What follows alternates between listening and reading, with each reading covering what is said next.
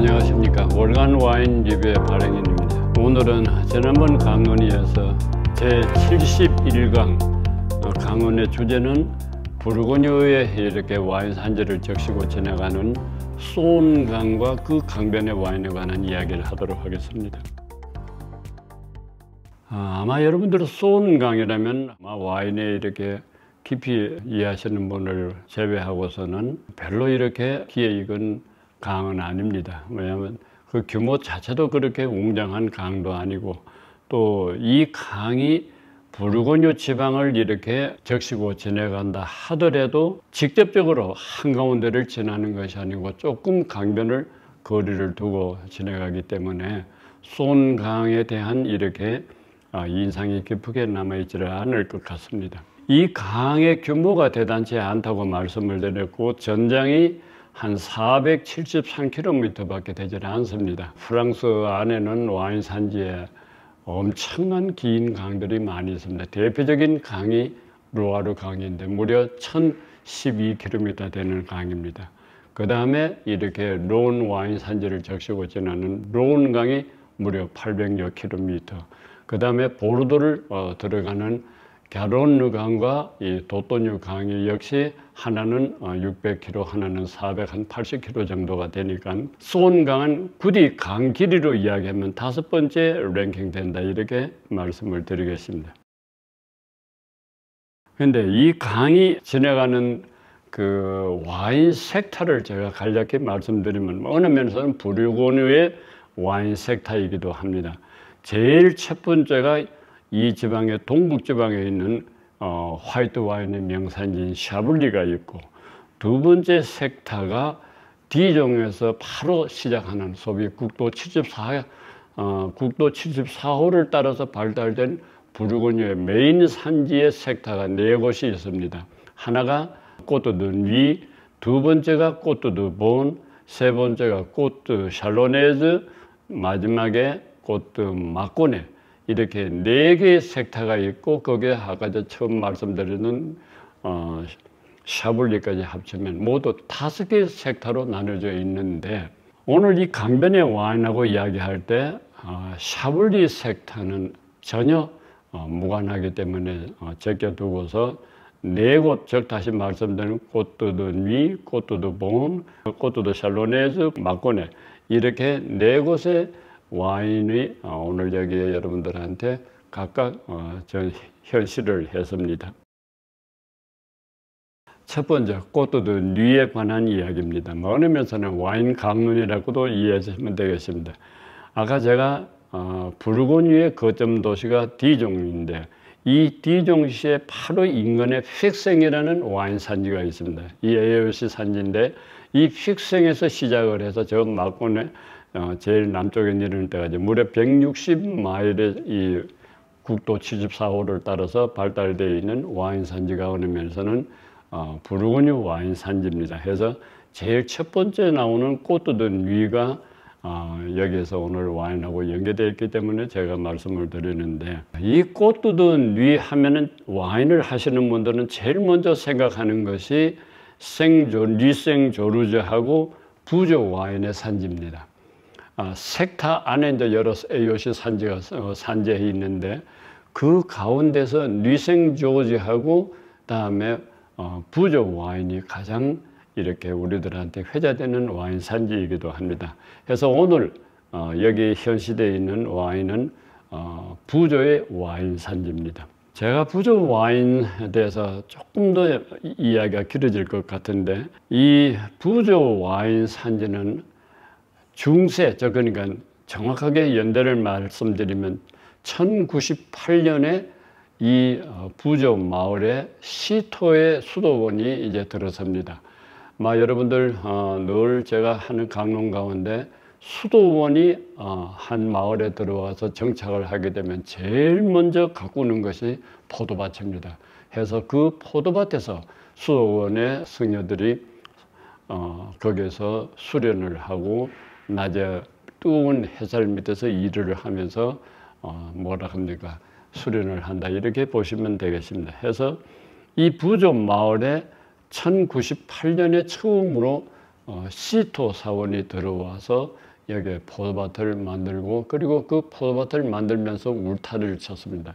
근데 울타리 안에 사원이 들어있다 해서 흔히 우리들은 부조 사원이라고도 이야기를 합니다. 그런데 이 시토의 그 수도원이 가꾸었던 포도밭이 나중에 1789년 프랑스의 대혁명 때 혁명 정부로부터 이 와인 수도원 자체가 그냥 포도밭이 몰수를 당하고 그리고 그걸 경매 처분을 했는데 결과적으로 77사람의 소유주가 이 경매에 참여해서 그것을 서로 분점을 했다, 즉 나누어 가졌다 이렇게 되어 있습니다. 해서 그러한 역사적인 병이기 때문에 지금은 그 끌로드 부조, 즉 부조의 사원 안에 포도밭이 한 사람의 몫이 아니고 77사람으로 이렇게 세분 분점이 되어 있다는 것을 말씀드리는데, 지금 이 부조 이야기를 하게 되면은 무엇이 유명하냐면 1934년에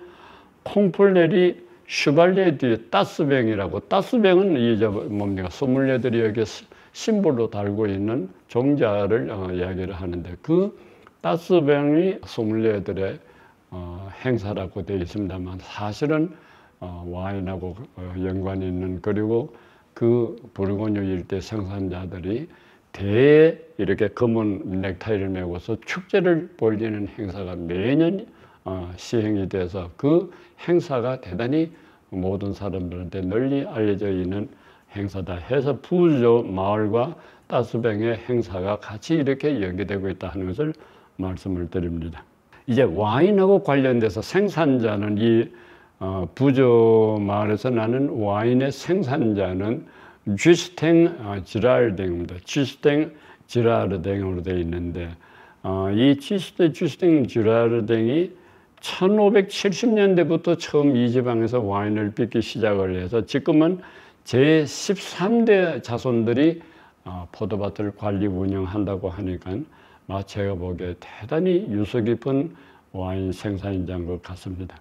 그래서 여기에서 나오는 이 와인은 부르고뉴 지방에서 가장 최상위의 소위 와인 계층인 그랑크루 AOC를 받고 있다 이렇게 말씀을 드립니다. 그랑크루입니다. 제가 이 기회에 참고로 보르도의 와인 계층과 부르고뉴의 와인 계층은 조금 서로 틀립니다. 보르도에서는 그랑크루는 2급에서 5급까지를 합쳐서 그랑크루라 하고 위에 1급은 프리미에 그랑크루입니다. 근데 그 프리미에가 붙는 곳은 보르도입니다. 그런데 이쪽에 부르고뉴에 오면은 그랑이 최상위가 되고 프리미에는 두 번째로 내려간다. 이렇게 서로 이렇게 엇갈리게 비전화 설정을 했다는 것을 참고로 말씀을 드리는데, 여기 부조의 마을의 AOC는 그랑크루입니다. 해서 최상위의 와인을 AOC를 갖고 있다 이렇게 말씀을 드리겠습니다. 이제 두 번째 섹타가 꼬트-드-본입니다. 꼬트-드-본. 이 지역은 라두라는 곳에서 시작해서 이 와인이 나는 상트네까지 무려 한 25km의 와인 산지입니다. 꼬트-드-본에서 가장 이름난 산지를 한 서너 군데를 이야기하려면 첫째 알로스 꼬르똥, 두 번째가 볼레, 세 번째가 상트네입니다. 오늘 여기 지금 나와 있는 와인이 이 꼬트-드-본에서 이름나는 상트네 와인이 여기에 되어 있는데, 역시 생산자는 앞서 말씀드렸던 주스탱 지라르댕으로 되어 있다 이렇게 말씀을 드리고, 그러면 이 두 와인에 대한 맛이나 다음에 그 아로마나 이러한 평가는 제가 이 다음에 같이 한데 묶어서 말씀을 드리도록 하겠습니다. 세 번째가 꼬트 샬로네즈입니다. 꼬트 샬로네즈. 이 꼬트 샬로네즈의 중심이 샬로네즈, 이게 불어의 끝에 가서 네즈 혹은 레가 이렇게 붙으면은 주변을 이렇게 아우른다는 뜻이 됩니다. 그래서 꼬트 샬로네즈라 하면은 그 중심 도시가 샬롱슈르손입니다. 샬롱슈르손. 이 샬롱슈르손이 꼬트 샬로네즈의 중심 도시인데 그 중심 도시의 주변에 산재한 포도밭을 이렇게 포괄해서 꽃도 샬로네즈라 한다 이렇게 이해하시면 되겠습니다. 이 꽃도 샬로네즈의 뭡니까? 그래도 좀 이름난 이렇게 와인 산지를 이렇게 개별적으로 말씀드리면은 지브리, 두 번째는 부즐롱, 세 번째가 릴리 이렇게 한 서너 군데 AOC가 물론 이 8개나 해야 되는데 제가 다 말씀드린 거고 세 곳의 AOC 산지 가운데 릴리의 화이트 와인이 나왔다 하는 것을 말씀을 드리겠습니다. 이 릴리의 그 와인 생산자는 마단 베브 보엥, 포인트라는 뜻, 이 영어 불어로 저희는 보잉이라고 제가 발음을 해서 마담 웨브 보잉이고 릴리 블랑으로 되어 있습니다. 릴리 블랑. 이 샬로네즈의 지금 릴리의 AOC를 갖고 있는 와인 산지에 와인이 나와 있다고 말씀을 드렸는데 이 와인은 100% 샤르도네로 빚은 화이트입니다.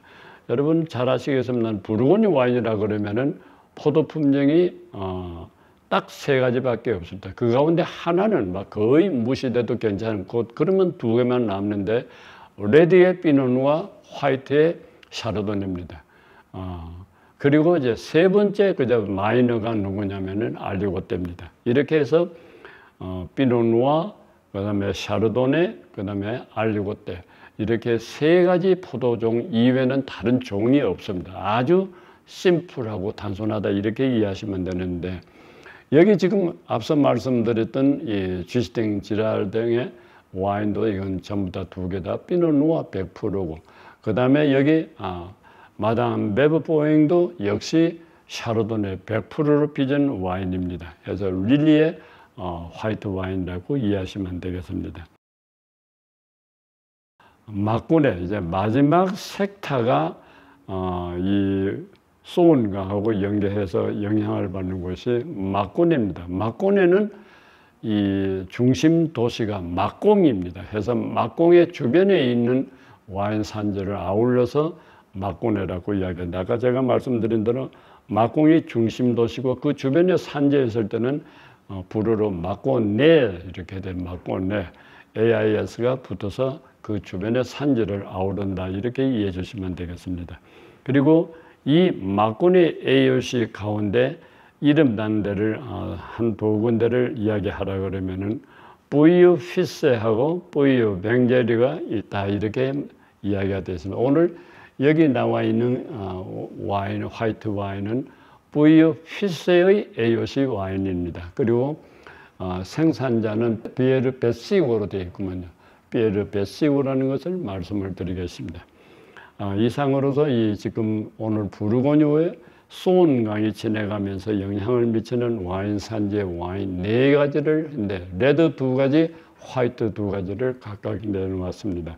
근데 참고로 제가 마지막에 지금 이야기하는 섹타의 막고네는 레드와 화이트가 같이 거의 절반씩으로 되어 있는데 오늘 여기 나온 것은 화이트입니다만은 레드도 대단히 이렇게 순박한 맛을 보인다 해서 막공의 레드 와인을 가끔 이야기를 합니다. 특히 이 와인의 산지하고 연계했을 때 유명인을 이렇게 내세울 때가 많이 있는데 해밍웨이 그리고 위대한 참 개츠비를 지은 누굽니까? 피츠제랄드 이 2 사람이 막공의 와인을 상당히 즐긴 것으로 되어 있습니다. 그래서 흔히 막공의 레드를 이야기하게 되면은 해밍웨이와 피츠제랄드 이름이 등장한다 이렇게 말씀을 드릴 수 있습니다. 그러나 오늘은 여기에 화이트가 나와 있게 제가 더 이상 긴 이야기를 하지 않고 화이트 와인도 이 막고네에서 아주 훌륭한 샤르도네다 이렇게 말씀을 드리겠습니다. 이제 이 2가지 제가 아까 레드 와인 물론 화이트 와인은 화이트 와인대로 특이한 맛을 보입니다만은 레드 와인에 관해서 제가 아주 자주 쓰는 어휘가 있습니다. 뭐 여기 향이 어떻고 그 다음에 맛은 어떻고 이러한 이야기를 한데 아울러 가지고 부르고뉴 와인이라고 레드를 이야기할 때는 딱 그 2가지 어휘가 들어갑니다. 하나는 엘레강스 아주 우아한 맛을 보인다는 거.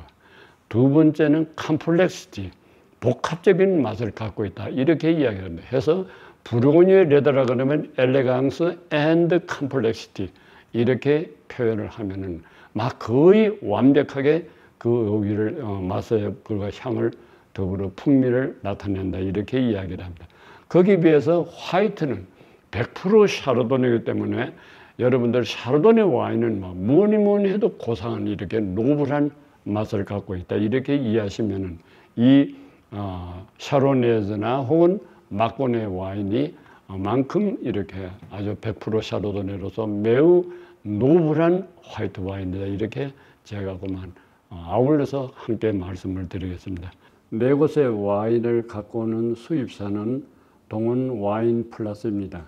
사실은요, 제가 섹터별로 개별적으로 수입사의 와인을 이렇게 현실을 하는 것도 방법이었으나 이번에 이 와인은 부르고뉴 와인을 집약적으로 설명하기 위해서 네 곳의 와인을 함께 한 우리나라의 유수한 동원 와인 플러스 와인을 오늘 현시했다는 사실을 말씀을 드립니다. 이상으로 제 이야기를 끝내겠습니다.